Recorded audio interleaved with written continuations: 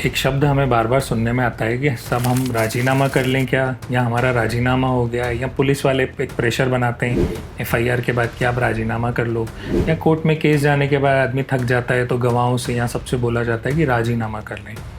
देखिए, आप कानून समझे, कानून में दो तरह के ऑफेंसेस दिए हुए हैं, एक है कंपाउंडेबल, एक है नॉन कंपाउंडेबल। कंपाउंडेबल मतलब जिसको कंपाउंड किया जा सकता है, छोटे मोटे ऑफेंस हैं जो पर्सनल एक व्यक्ति के संदर्भ में रहते हैं, लाइक डिफेमेशन, मानहानि।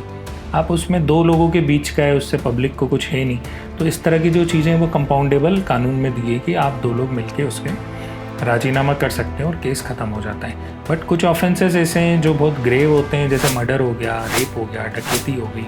इस तरह के बड़े ऑफेंसेस में लॉ में दिया हुआ है कि नॉन कंपाउंडेबल ऑफेंस है जिसमें आप राजीनामा नहीं कर सकते। तो दो कैटेगरी आती है, एक कंपाउंडेबल जिसमें आप राजीनामा कर सकते हो, और एक नॉन कंपाउंडेबल जिसमें राजीनामा की परमिशन नहीं है। कंपाउंडेबल ऑफेंसेस में भी दो कैटेगरी आती है, एक कंपाउंडेबल आप दोनों अपनी इच्छा से कर लें, और एक compoundable with the permission of court जिसमें आपको कोर्ट से परमिशन लेनी पड़ती है कि हम कंपाउंड करना चाहते हैं। फिर कोर्ट अगर देखती है कि उसका पब्लिक पे कोई इम्प्लीकेशन नहीं है तो कोर्ट अलाउ करती है। और नॉन कंपाउंडेबल केसेस में तो कॉम्प्रोमाइज़ होता ही नहीं है।